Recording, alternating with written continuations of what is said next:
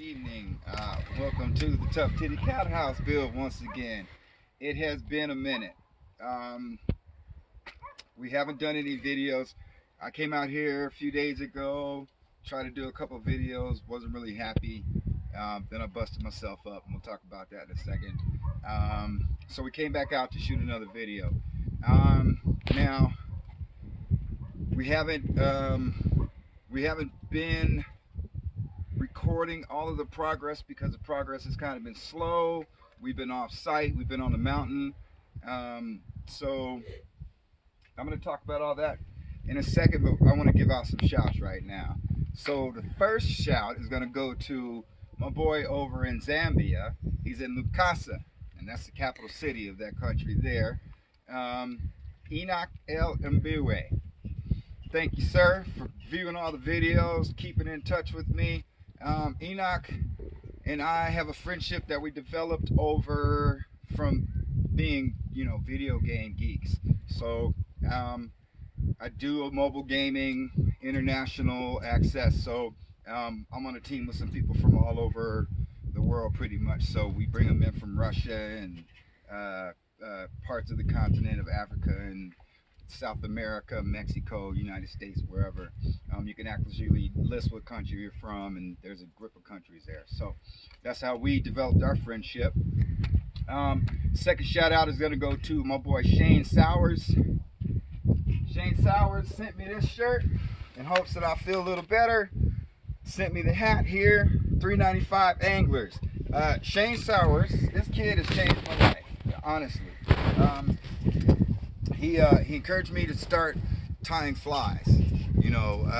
Wow, it was a while back because I wasn't interested at first. I was like, I'm not going to do that. That's just another craft I have to learn. And he encouraged me to do that. His organization, 395 Anglers, they do pack in, pack out. He advocates for pack in and pack out. If you're a fly fisherman, my fisherman friends, camping people who are familiar with the outdoors know about, you pack your junk in there, you pack it out, don't leave your crap laying around. You got good guys like Shane trying to fish, but he has to take out of his personal time to pick up behind these good old people, the citizens of the United States who love America so much that they never show respect for it. So we have to have organizations like this because we make it America really great again, aren't we? So thank you, Shane Sowers. This really did put some spirit in that system after being down for so long. So next shout's gonna go to Grant. Grant is over at Zion Brewery in Springdale, Utah, and Grant blessed us with these growlers.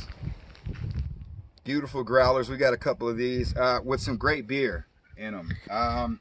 This one here is a juicy IPA, and it's cooking grade now. So we're doing the cooking with this one here.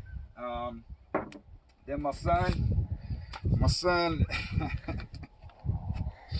Landry went home. Solomon bin Landry went home to Rwanda, and this coffee, because he told us a couple years ago, the best coffee in the world is made in Rwanda. So he brought us back some coffee. This is supposed to be the best in the country. Now, Landry says he went home.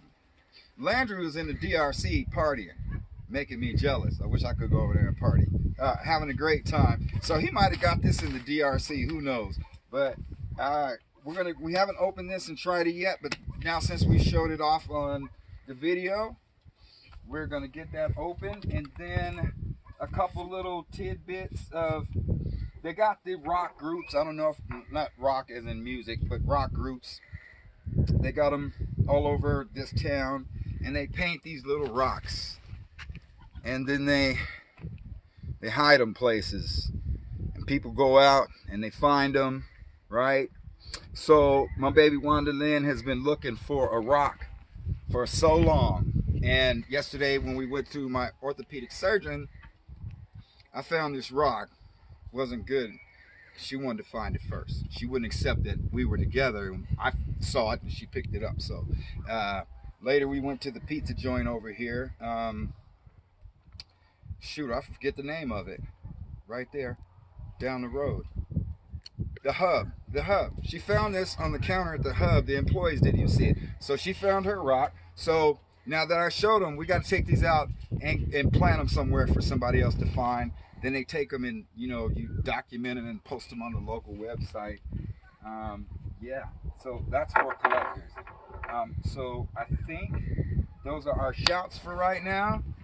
Thank everybody for, like, yo, Shane, once again, thanks for the gear. Now the hat has a sun protection on your neck so you don't get the red neck, and then it has a face mask as well to protect you from the elements, you know, fly fishermen. So spend a lot of time out in the sun getting burned and everything, so that's what the type of gear we use. On to me. Busted my ass, not literally, but I'm busted up enough where I got myself some crutches. Most people know this, I think, but there's a lot of people who probably don't. So I was just descending the stairs in my apartment, like 50 million stairs going straight down, and I just kind of like jammed the landing. That's it. I didn't fall, I didn't trip, I didn't twist, I didn't crack, I didn't pop. Just went down the stairs, said that shit hurts. I drove up the mountain to grab some wheels for the double wide we bring it down here. And when I was on the mountain of double wide, I was like, yeah, I'm going home. This hurts. I think a few hours later, I was in the hospital. Yesterday, got jammed into a big old MRI machine to discover that I have a torn medial meniscus, I have a bone bruise, and I have some cartilage thinning in my right knee here. You can see my big old mechanical brace. So, I talked to my doctor, his assistant, and she booked me for a surgery for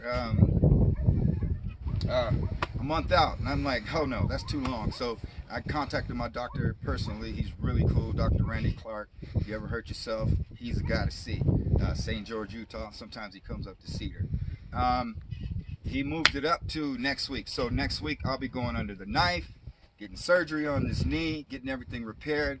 The recovery time should be quick enough for me to be able to get back out here and try to get this house started.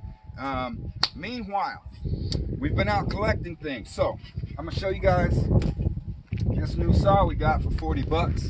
This is a Craftsman electronic radio alarm saw with the digital output there. But I think the output is broken, but the whole thing was only 40 bucks. We've also improved a little bit and got this $15.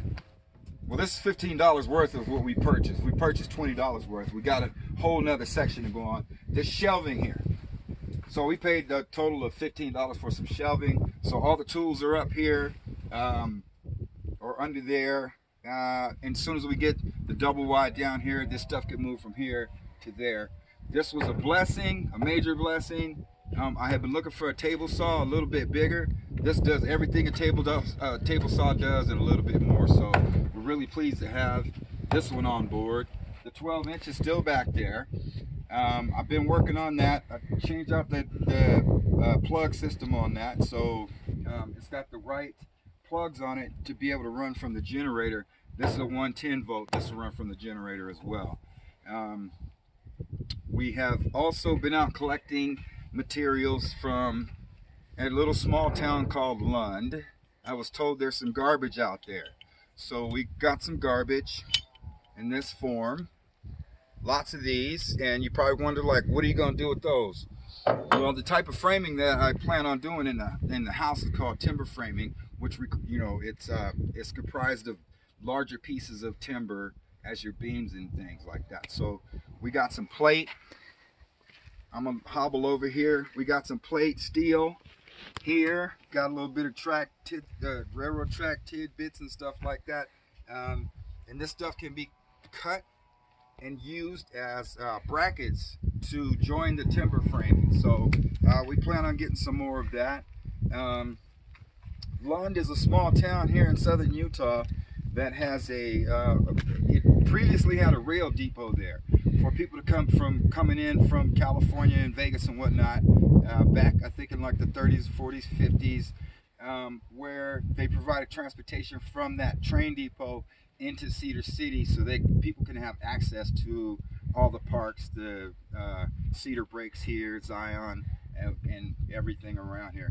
We're pretty much what they call us the gateway to the national parks because we have so much access, you know, around here.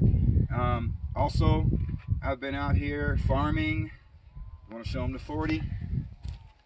So we got sunflowers on the right. We got corn all up in the middle. We got some sunflowers over there. On the opposite side, we got potatoes, tomatoes, and I think we got some mustard greens in there, some rhubarb, artichoke, lettuce still, watermelon, honeydew melon.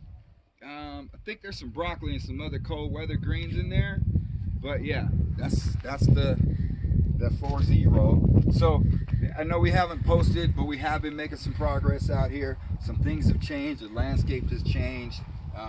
The work section has changed. And even though I'm injured, my surgery should be a quick one.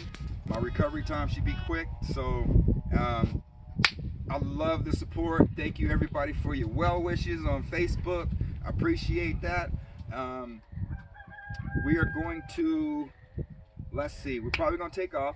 But I did pick a cucumber yesterday, and last night I made pickles.